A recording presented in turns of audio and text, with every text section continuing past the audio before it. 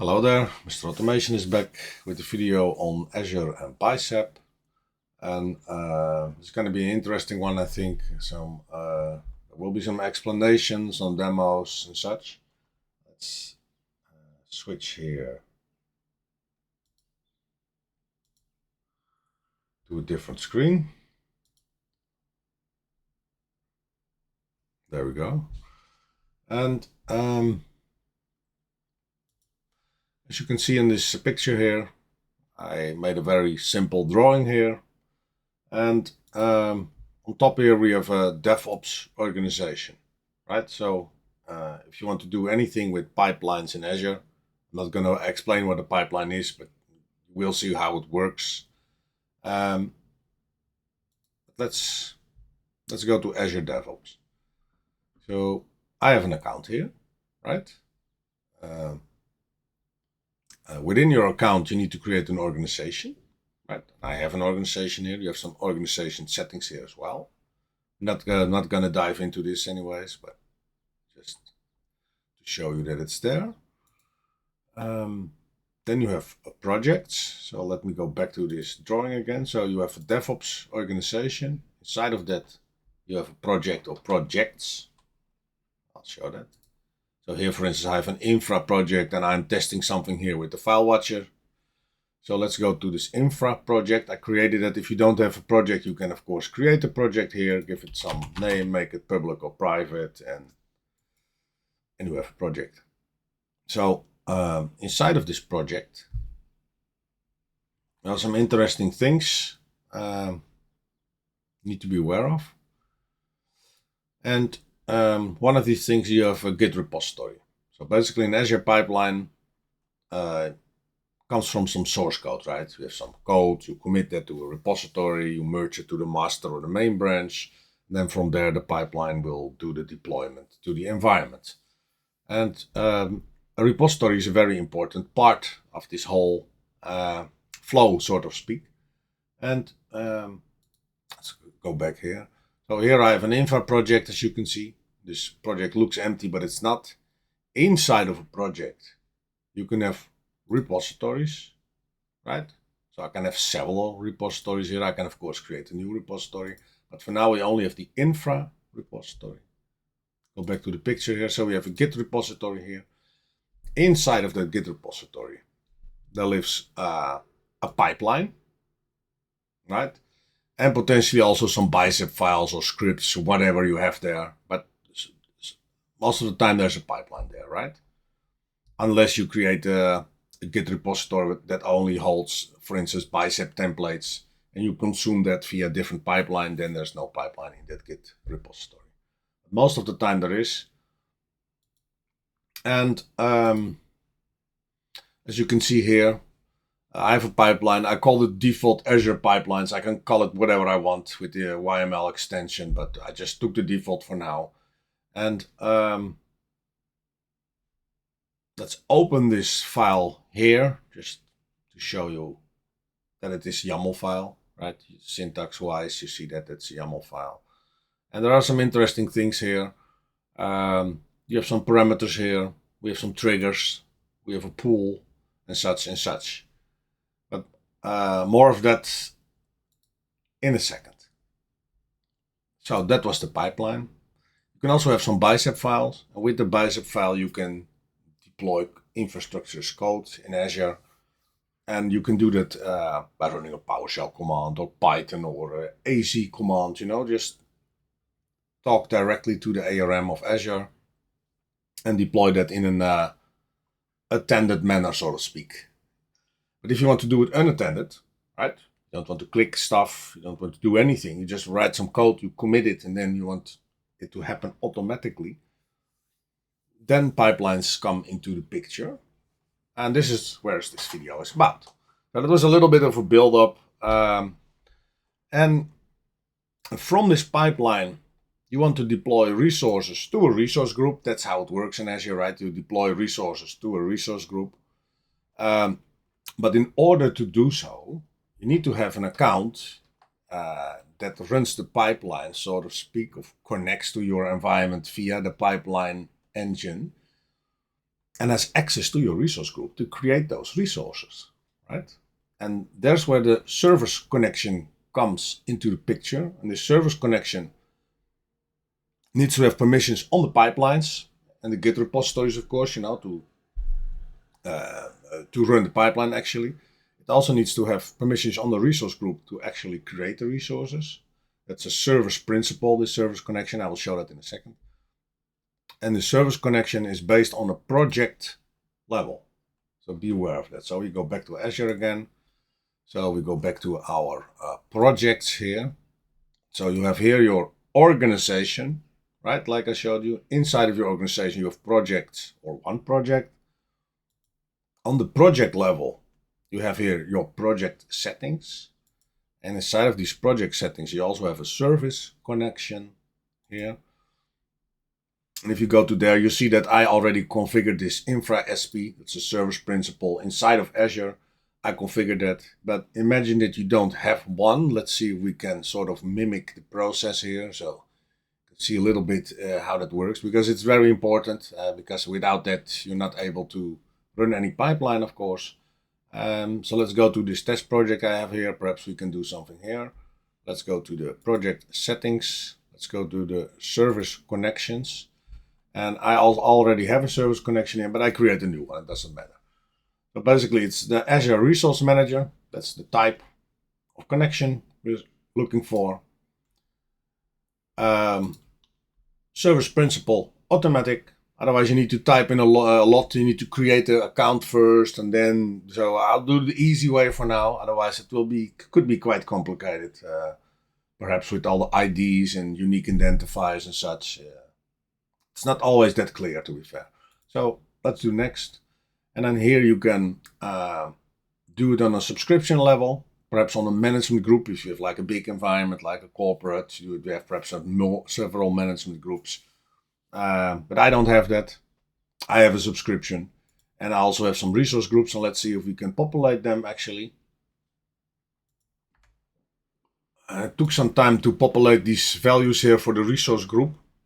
That was actually because I wasn't logged in. I needed to refresh my credentials here. But if we go back to Azure here, if you want to deploy anything with a pipeline, you need to have a resource group, of course, to deploy it against, right? So I have here a development resource group, dev. I call it dev. And if you now go to the service connection, I can then select this resource group, so that service connection we're going to create now is going to have access to that resource group, and we give it the name, and I call it the dev sp tmp for now. I will delete it afterwards. And here you can grant permissions to all pipelines, or you don't select it. Then any time you run a pipeline for the first time, it will prompt you, do you want to grant permissions to this pipeline? So you can do that approach as well.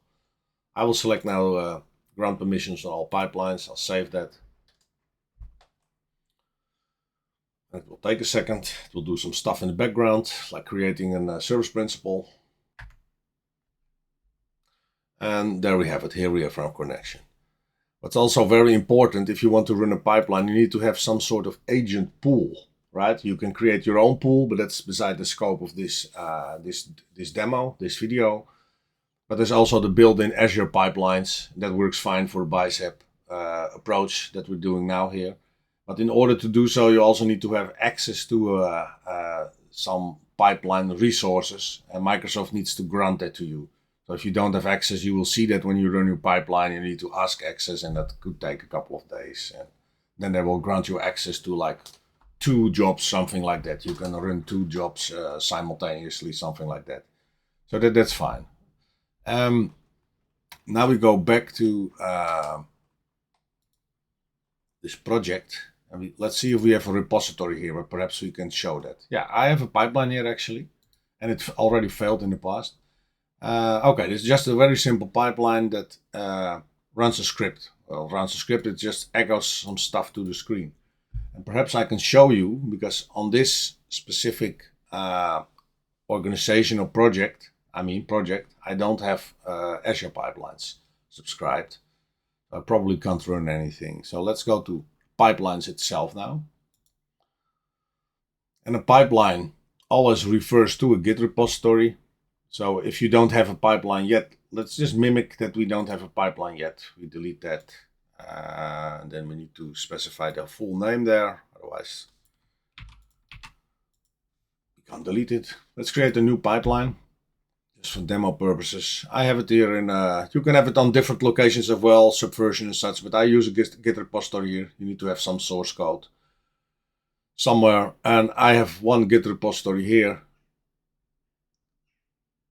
which you already saw before. And inside of this repository, we have an Azure Pipelines YML file. Let's save this. Now it creates the pipeline. Now we run the pipeline. Let's see what happens. So we don't have any stages, we don't have any variables. We will get into that as well in some time. Let's run this, see what we get. So here already you see like a job, right? So if you click on this job, you can actually see what's happening inside of the job.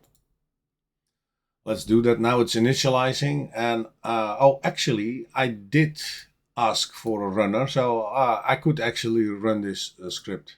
You see that here? Hello world. So it actually runs. So that's cool. So I do have some Azure pipelines on this project as well. I was not aware of that, honestly. But that's it in a nutshell. So back to the picture. You have an organization. Inside of the organization project, inside of your project, you have a Git repository. In there you have a pipeline and potentially also some Bicep files. You will see that in a second. You need to have a resource group to apply that upon. Then you need to create that service connection on the project level in the Azure DevOps environment, and that will be linked to your resource group. And that will grant you permissions to deploy resources in that resource group. And let's see how that actually works. So let's go do some code. I have here in my infra, I have a Git repository here, and it's called infra, very applicable. And I have cloned it here as well on my local system here, just for convenience. And as you can see here on my screen, this is the pipeline itself. Now, some small explanation here. Size this up one font. Okay. Let's minimize this, not needed. So we have an Azure Pipelines YML file. That's the actual pipeline, sort of the instructions on what the pipeline needs to do. Well, see it like that, like a sort of main wrapper script, something like that. And that will call different parts and pieces and scripts and whatever you want to do. You can even call different pipelines. So you have a layered models of pipelines, for instance. Okay. So you have some parameters. Parameters are input. So when you run the pipeline, it will request you to provide the input. And as you can see here, I have, for instance, some environments. I want to deploy this to development, acceptance, and production in the end. So I made a parameter for that. And when you run it, it prompts you for the parameter. You can also create a different pipeline that calls this pipeline and adds a value for the parameter, right? For instance, ACC, and then you can unattendedly deploy to a different environment. And if you want to do it interactively, you will be prompted for the environment, where the default environment will be dev. All right? Trigger. Trigger is basically your pipeline will run whenever you do a commit or a merge to a specific branch. And currently we have the main branch as a target. And you can add more branches here, but I have the main branch for target. So whenever there's a modification there, as you can see here, if I do a git status, you can see I am actually in the dev branch, right? So that's fine. So whenever I make a change here, it won't run the pipeline. I will show that in a second, by the way. The pool, that's where you want to run your pipeline on, and specifically your steps here, your tasks. And for me, Ubuntu latest is fine because I can run the biceps files and the applies on that. So that works fine. I can use Linux here. We have some variables. This is interesting. Variables, you can scope them on different levels. There's lots of documentation for that. So you can figure that out on your own, I guess. But in a nutshell, variables allow you to consume values that are, for instance, on a global level, or perhaps on a specific environment level, right? Development, acceptance, production values. So, and how do these variables work? Like I have here the word global. I mean, what does that mean? Well, I'll show you. Inside of your pipelines here, you have a library. And in a library, you can create variable groups. I already created one. The creation process is very simple. So you just click on this plus sign and you create a group, give it a name. I gave it a global name here. If you go inside of that variable group, you can see I have an email address, a subscription, and a tenant ID. What I did here as well, I made those values secret. So basically you can't see them here. And you can't echo them to the screen either via pipeline. It will be just asterisks like you see here on the screen. It won't display the actual value. And the power behind that is that basically you can store some secrets here. I would not recommend that anyways. I just would use this then, use an Azure Key Vault, if you want to do it securely. But for now, this is good enough, I would say. And these are not that secret values. My email address, it's not like a password or something like that. So that's fine. And these values then are here available because I specified them here. I want to use the variables from the group global. I also, if I go back here to the library, I also have a development variable group. Inside of that, there live some environment-specific variables. For instance, the environment dev. Very simple example. But perhaps you have some prefixes or postfixes or specific names, for your environment. You can also add them here and then consume them in your pipelines. Then you can use one pipeline and target different environments. It keeps your code very clean. So variables, you saw that. So we consume the global variable group and we consume in this case, when we run it, the dev, ACC or production. I don't have these ones, so actually it will fail if I select that. So we will focus only on development in this video. And it will use that dev group as well. What you can then do inside of your steps, for instance, like I do here, the display name. For instance, I inject here dynamically the environment, so that will be dev. And then we create a VNet. And a VNet that contains your subnets and those kinds of things. It's also very important. You have some inputs. And that's the Azure Resource Manager connection. And this is the infra SP. And that needs to correspond to the service connection that you created. And it's infra SP. As you can see here, that matches. So then the DevOps agent sort of knows which resource manager connection it needs to use, right? Then you have a subscription ID. What you can see here is a $ and then opening parentheses, subscription and closing parentheses. And what that is doing is going inside of these variable groups, and just sees if there's a variable called subscription. It doesn't matter where it lives. If it lives in the dev or in the global group, it doesn't matter. So let's go back to the infra here. Go to the pipelines library. Let's check in global. And what you can see here is a subscription, right? And what we do here is consume that value that's stored in there, right? So you prevent hard-coded values inside of your pipeline. And you always want to do that, right? Are some exceptions, of course. This is the location where you want to deploy to. Very lame, I used the hard-coded value here, but it's just a demo. Use your imagination. You can use this location inside of your global variables or your environment-specific variables and then consume it here with a $, and then, for instance, your location. All right. So, and this is the resource group name. Also dynamically, so based on the environment, we run it, the pipeline, it will ask for which environment, and that environment value will be used there. But we also have here, and that's important, and I actually forgot that, the type of step that we're running. You have like steps and jobs and all kinds of different things inside of a pipeline. But we only have one job this time, and in the job we have some steps, and steps are based on tasks or scripts mainly, or other stuff. And these tasks you can consume from the Azure Resource Manager. And I will show in a second, we create something new inside of the pipeline, then it will be perhaps a little bit more clear. But in the end, there's different types of tasks you can run, and this one specifically is applying an Azure Resource Manager template. So a Bicep file, or I think you can also specify a JSON file, but I don't like the JSON approach. I think it's not that readable. I rather have Bicep. It's my personal preference. So, what we have here is the actual Bicep file we want to apply. So in this case, it's the vnet.bicep file, and that file lives in a templates folder. We have lived in a templates folder, and there we have a vnet.bicep file, and all the magic for the vnet is in there. I will show that in a second how it works. And then we have a parameter. So basically this vnet bicep file accepts some parameters. For instance, the vnet name as a string. That's mandatory because there's no default value specified.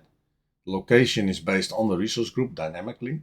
But this vnet is not. And what I do here is I specify the minus vnet name. And then I call it vnet underscore and then the environment. So vnet underscore dev. It will be in our case. And this enabled flag basically means if it's enabled or not, if the pipeline will run that step or not, or task. And here I have a very simple example of echoing a secret value, right? I had in the global variables the tenant ID to the screen, and then you can see in the pipeline what that actually does. Okay. Wow, a lot of explanation. Now we go to the development resource group. As you can see here, I refresh, it's empty. So what we want to do now, because today in this pipeline demo, I want to create a VNet with some subnets, with some filtering on it, some NSGs, some network security groups as well. And I want to create one storage account with a private link so that it gets an IP address inside of one of those subnets that we create. Those are private, so not publicly accessible by anyone. And I just want to show you a concept of that, of how you can create your own bubble, so to speak, in Azure. And this works for anything, a storage account, whatever resource in Azure supports a private link, basically. And there's lots of stuff that support that. Because often most of the demos you see is like everything is publicly available, public IP address, and then there's no firewall or anything on it. And yeah, I'm not sure. Those are the very simple examples, I would say. So we're going to do a little bit more complex example in this video.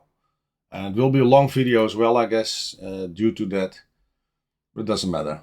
Just have some patience. Okay. So, all this talking of me. So I made some changes here in the source code. So what you do then is you commit that back to the Git repository in Azure, and we do that now. So I will add p-link storage as a command here, as a comment, I mean here. So I will commit that. If we go to Azure now and we check the pipelines here, then we'll see nothing is happening. And that is because, I showed you already, I'm working in the development branch. So if I go to my repository, you will see that it's aware that I just updated the development. Do you want to create a pull request? Let's do that. So this is my pull request. I will create it. Normally in an environment you have some ticketing system, right, and an approval flow. But for now, of course, I will approve my own commit, I would say, of my own merge request or pull request, however you want to call it. I want to complete it, and then I say complete the merge. And if we now go back to the pipeline here, we will see that the pipeline was actually triggered. That was due to the fact that we said here, put a trigger on main. And we just changed something in main, so then the pipeline will run. And if you now go to the stages here, we can click on that. You can see that it's actually acquiring an agent now from the cloud. Any second now on the left, we will see our pipeline extracting, as you can see here. Now here it actually gets the Git repository, the infra, the main branch, as you can see here. And then it runs our step to create or update a VNet. And first we see the deployment process, and then we look at the Bicep file on how that actually works and how it accomplished to deploy that.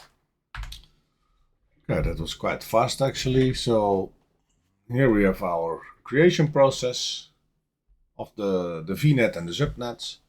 Here we have the command line where I showed you that we echo the tenant ID to the screen, but we don't see anything because it's, like I showed you, it's a secret value.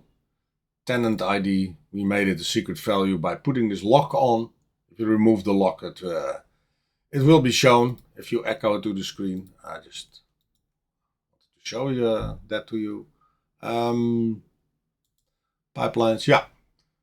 So the pipeline actually runs. So now we go to the development resource group, refresh. And as you can see now, we have a VNet, we have some NSGs. And one of the NSGs is for the storage network. We're going to create a storage account and attach that to the storage NSG. So there's a filtering on it, and then it won't be publicly available, but only via a private IP address range. So for instance, if you have a gateway and you VPN to that, you have like really a sort of a bubble, and it's way more secure than a default storage account, I would say. The storage NSG, as you can see, has some rules. Not focusing on that for now. Let's go one back. And what we also have is the VNet itself. Inside of the VNet we have some subnets. And as you can see here, we also have a storage subnet. So in the end, we want to deploy a storage account that comes in the storage subnet in this specific IP range. And it will be bound to this specific storage NSG, where we can then apply rules upon, which kind of traffic is allowed inbound and outbound, instead of that everything is allowed and even publicly. So, yeah. Go back to the code. And now, interesting part. So, initially, we now only enabled this one on true. So this was the VNet creation process. And that used this Bicep file and with one argument. And how did that work? So let's open this Bicep file and let's examine it a little bit. So on top we have two parameters. One is the name for the VNet itself. That was passed in via the parameter here, right? Via this one here. So that will VNet underscore dev. As you can see, it's VNet dev. So that corresponds. Then we have the location. Like I said, that was dynamically based on the resource group location property. Then we have inside of this file, we have a resource itself, the VNet itself. That's a virtual network. We give it a name and a location based on these parameters. We give it an address space. Here I have it hard coded, but imagine that inside of your development environment, just for demo purposes, that will be interesting. For instance, in your library here, your variable groups, your development group, you create something like a range, IP range, something like that. You give it the value, and for instance, you, without the quotes of course, you put this value in here and you save it. What you can then actually do, I would add the parameter here to the Bicep file, of course, and then pass this value in. So for instance, we add the parameter param IP range based on a string. What we can then do is consume that value here as IP range. What we can then do inside of this pipeline, where we call it, we can do minus IP range, range I said. And here we can then consume IP range from the variables that I just put in here, right? Just that won't work, by the way. This probably will. So use your imagination. Just had a hard-coded value here. I removed that, and it's now based on a parameter. And you can then add that here from the pipeline where you call it, right? The caller here, and then add the parameter here with a specific value from this library I just showed you. If you don't want to show it, you can of course make it a secret value. It will still work fine. But for now, I don't think this is very secret, so it's fine to have it in this state. What we're going to do, we're just going to commit this again to the Git repository. So let's commit that again and see if we broke anything, You always need to test your code. And let's go to the repository again. We will see that we just updated again. We do a pull request again. I will create a pull request. I won't approve it this time. I'll just complete it. Complete the merge. Then we go to the pipeline here. We will see that the pipeline has been triggered. We'll open that, click on the stages here, and see what happens. And let's see if we actually broke it, because we changed something. We can break it. Well, I actually broke the pipeline, so yeah, that needs some investigation.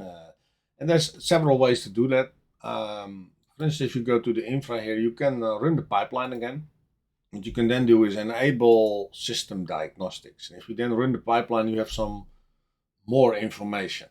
But you can also see, by the way, if I run the pipeline interactively, that you can select which branch you want to run. So you can also run your development branch. If you don't want to do a merge yet, you want to test it, you just select this branch.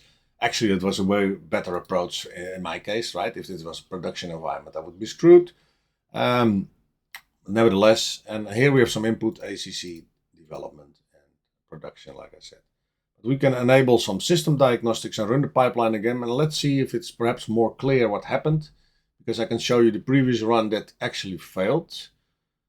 Yes, I'm showing my failures as well. I'm not ashamed of that, because just people make failures, me as well. But here you can see it did fail, and it cannot read the properties of an undefined pipe. Make sure you follow the JavaScript object notation, some JSON. So there's something with conversion, I guess.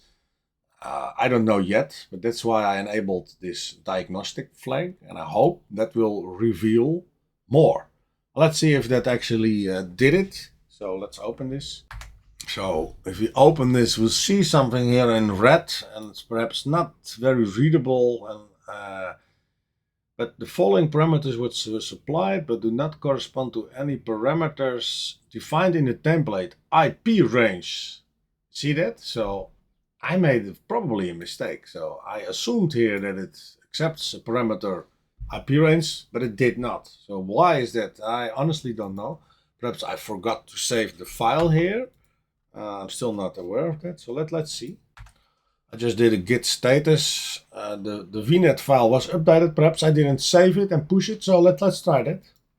So let's commit that again. Now we'll use a different approach. So let's go to the pipeline, and instead of merging it, like I did with the repository, let's run the pipeline now and just use the development branch, right? I just committed to there. Let's run it, enable system diagnostic again. Perhaps it fails again and it will reveal some more information. Click on the job and then wait a little bit. Seems to be doing something at least. Well, let's see what the end result will be.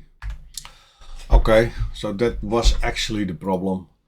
So I created this parameter IP range. I added that here.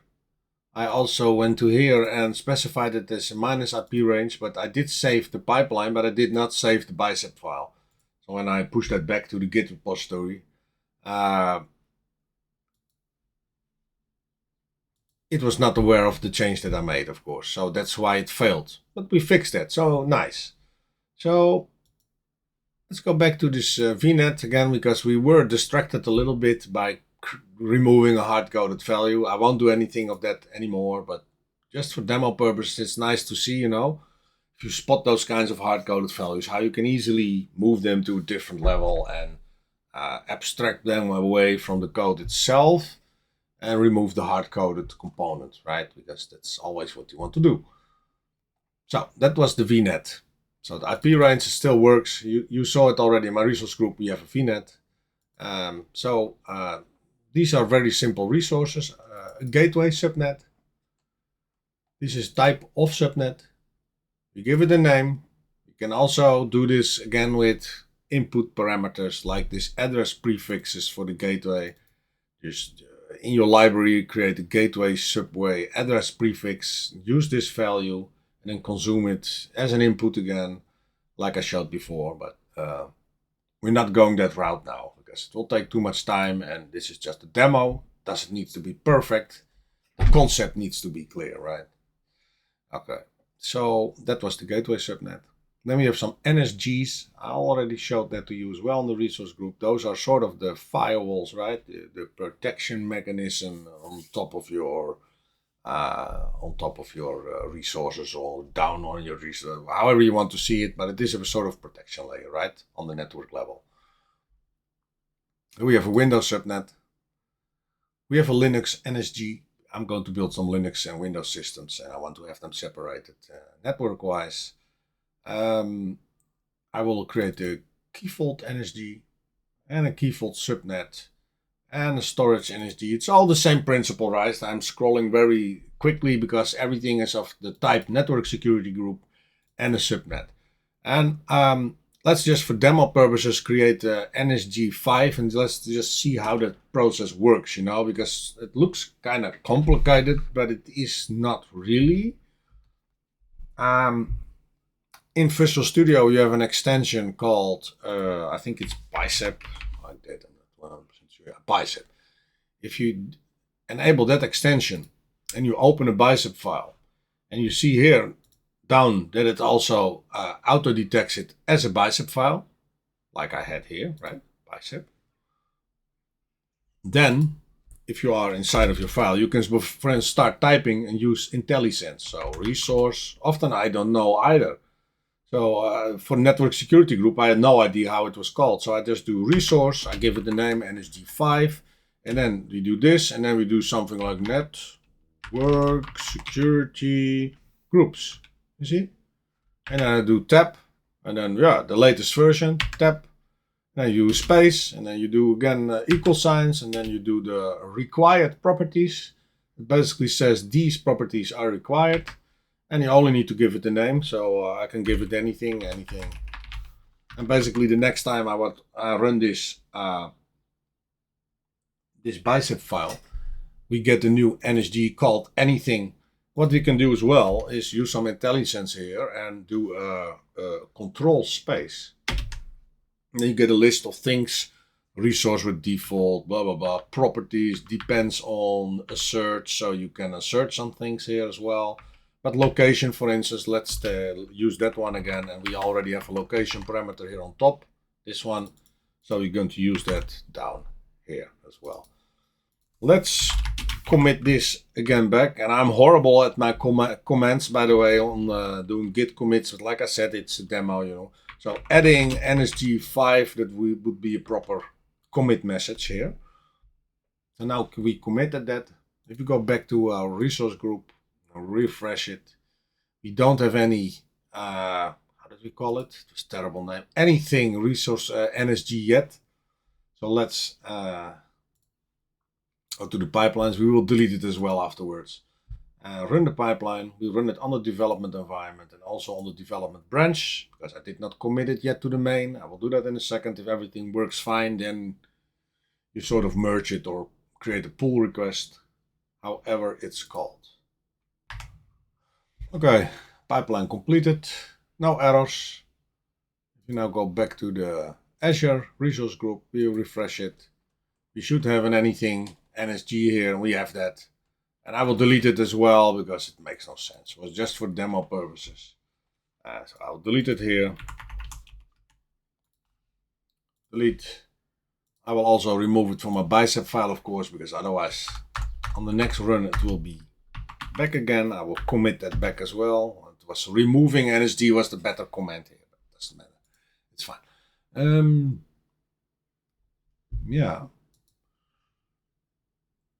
Yeah. And now basically we can go to the more advanced topic. So we close this VNet. The VNet was sort of the foundation for all of the rest we want to build in this resource group. Because it always starts with a network, right? Or normally it starts with a network, right? You need to have an IP address and such. So I always prepare that first. And then on top of that, I build my resources, like my virtual machines, Now I have a subnet to place them in. I have an NSG to attach them to and such. And otherwise, if you just deploy a virtual machine inside of your resource group, it gets a public IP address, those kinds of things. So I would always suggest start with the network layer and then build your resource on top of that. At some point I will do a key vault as well with a private link, but for now today we're going to focus on a storage account that's privately connected, not publicly, and based on the VNets that we created. And for that we have a storage Bicep file, and this file is a little bit more complicated and needs some more explanation as well, but and I will do that in a second. And perhaps I made it more complicated than needed, but I also wanted to show some specific examples of parameters and how to use them, and perhaps to reuse them or reconsume them. I mean, so that's interesting. So on this storage Bicep file, which I will size up, and I will close the left side, we have some stuff here. So the minimum length and the maximum length, that is the storage prefix. So that's basically, that's the prefix I want to give to all of my storage accounts. And it has a minimum length of 3 and a maximum of 11. So you cannot specify something with 2 characters and not something with 12, but anything between will fit fine, 3 and 11.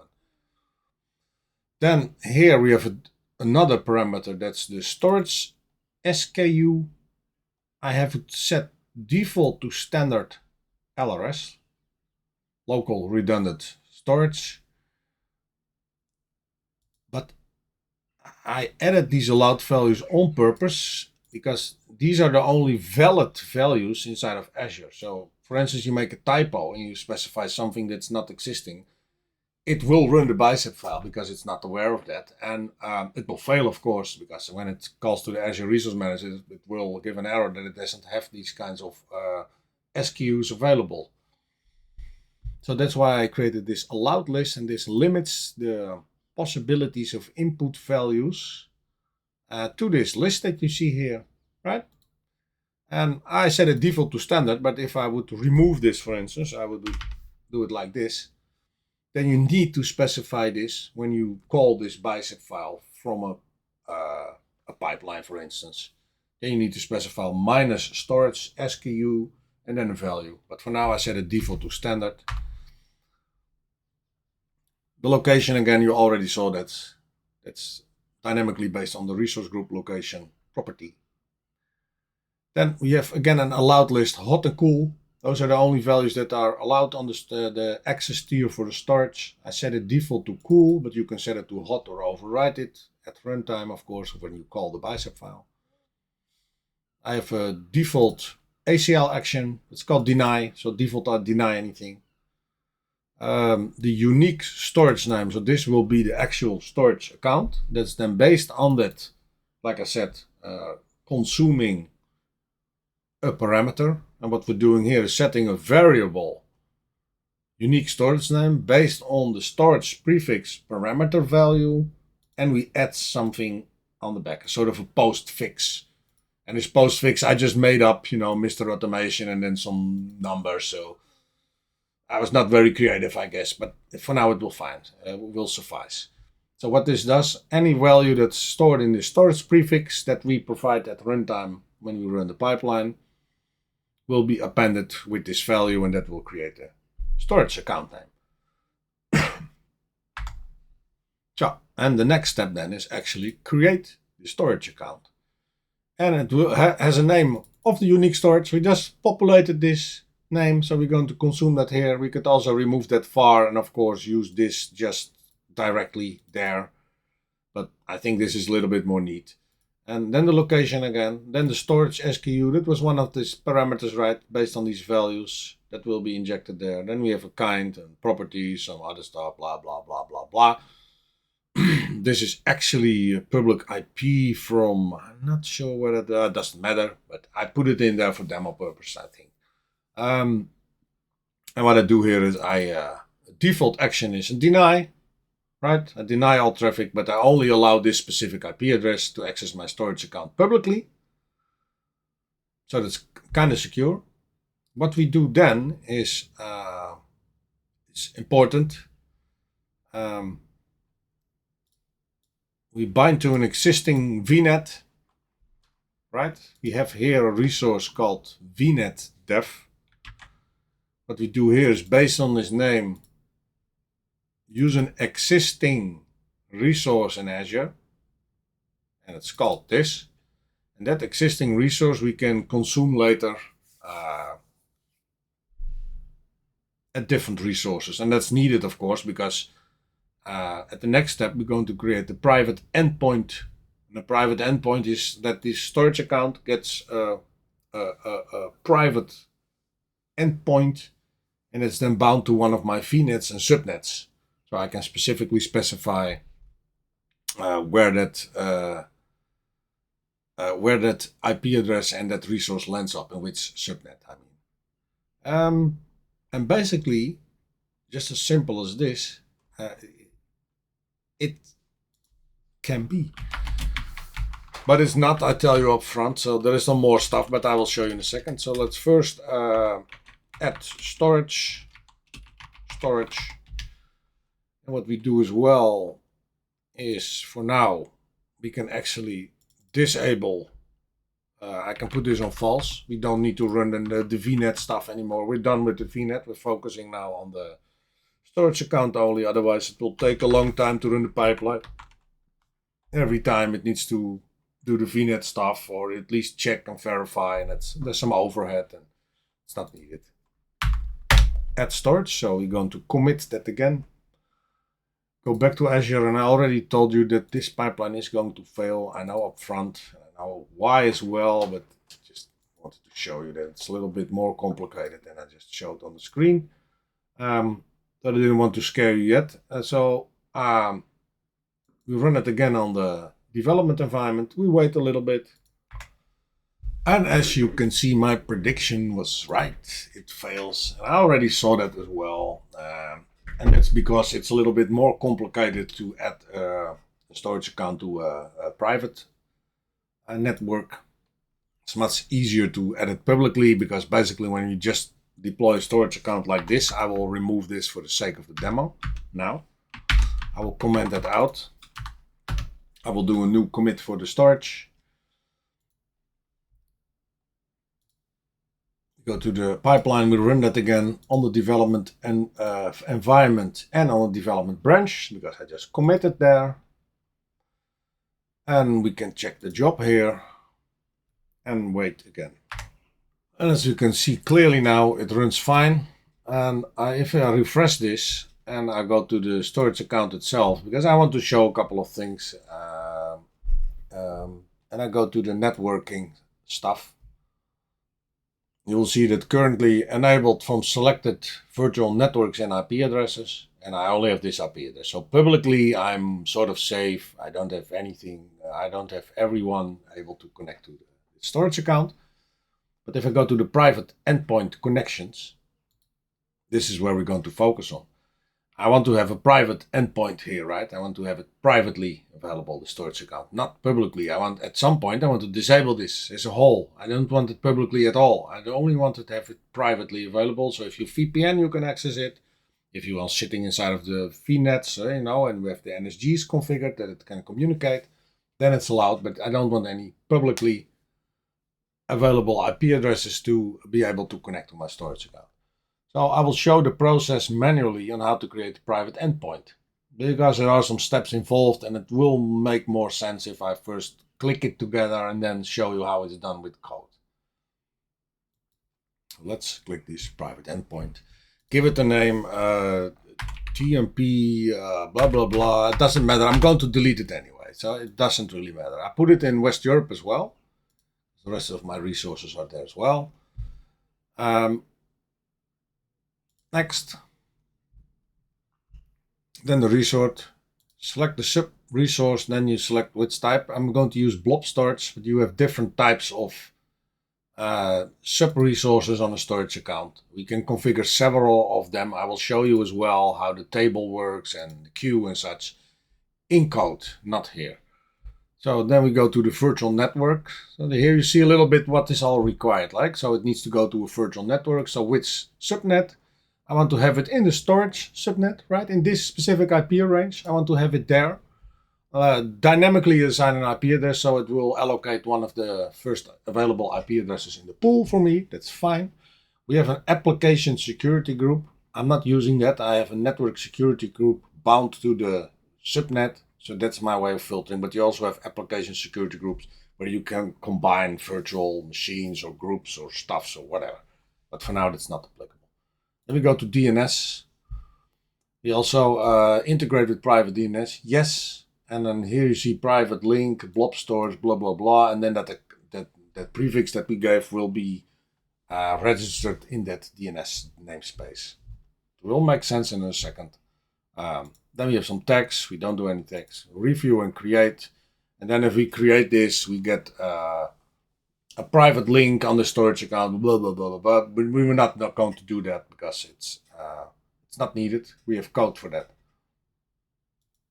So now let me go back to my source code here. Git checkout main, git pull. Because I already cheated a little bit. Git checkout development, git merge main. So now we're up to date with the main branch, and I need to accept some incoming changes. Okay, I was able to solve the merge conflicts. So still we have our storage bicep file here. Everything on top is still the same, like the parameters, like the creation of the storage account itself that we do here. That's all the same, so I'm going to close that.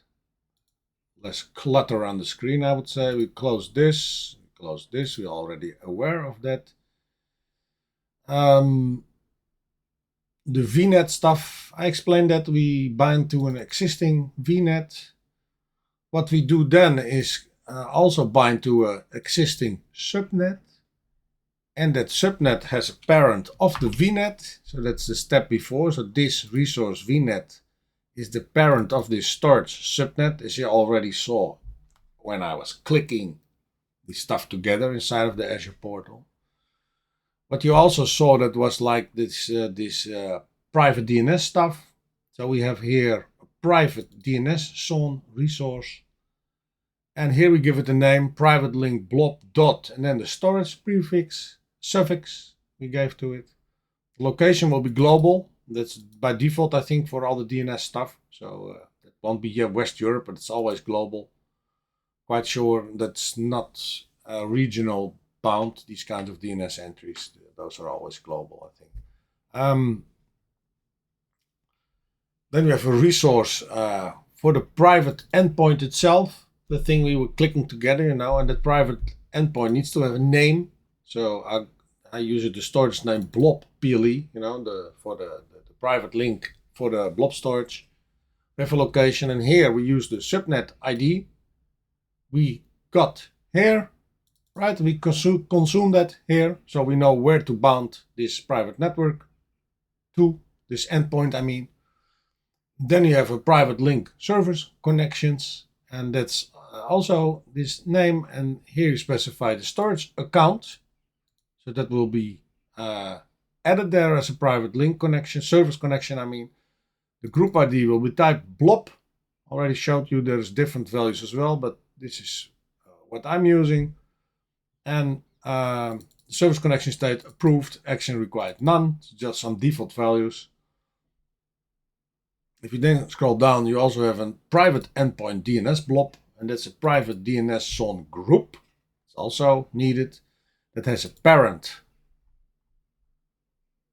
of this. So this is the parent. This private endpoint is the parent. This DNS entry will be bound to that parent. And we give it the name, and that will be the blob priv DNS.name. So this guy here, blob priv DNS.name. So private link.blob.storage suffix, whatever we put into this, what kind of value, I mean, or what specific value. And that's it. And here I did some examples. If you want to do private DNS for tables as well, you do it here, and then you use private link.table instead of blob. If you want to do a queue, you do private link.queue. So, and for file, and DFS, and such and such and such. So I just added them for demo purposes. Now let's commit all this back.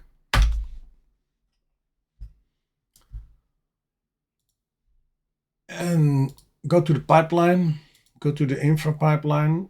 also show the private endpoint here that we still don't have anything here, right?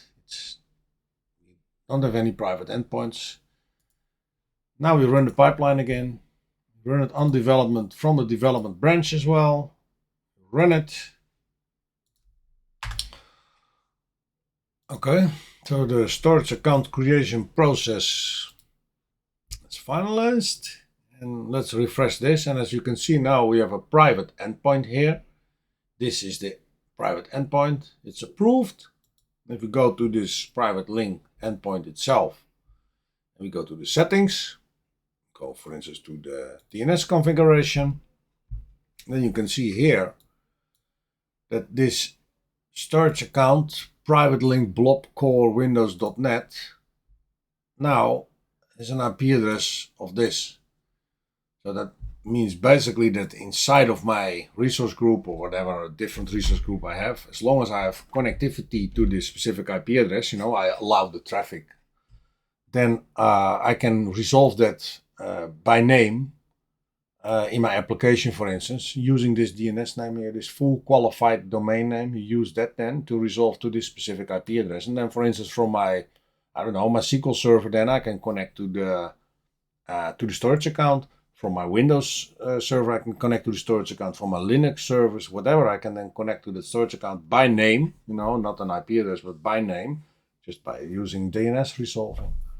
And the power of this, of course, using private endpoints is that you don't have anything publicly available. What you can then do is, on the networking stuff, I'm not going to do it manually, of course, but I can actually disable this. I can do it as well from the Bicep file, of course, which I'm going to do in the end. But in the end, I just want to disable this only if private endpoints. And while I build my environment, my Linux, my Windows systems, and those kinds of things, databases, then I want them to be able to connect securely to that storage account and not via anything public. So it needs to be, in my bubble. I need to have control on that. So yeah. And actually, I think it's already 1 hour video, so I think I need to wrap it up here. I showed a couple of concepts, and I explained a little bit on how Azure works and DevOps specifically, that you have an organization, and inside of that you have project or projects. Inside of projects you have Git repositories. Inside of those Git repositories you store your source code, like your Bicep files, your pipelines, your scripts, whatever, configuration files perhaps. And from there you run a pipeline that targets a resource group, uses a service connection for that, and that service connection you create on the project level in the DevOps agent interface of the DevOps Azure DevOps interface. Yeah, I think I'm gonna wrap it up. So this was it: how to create a storage account securely, and I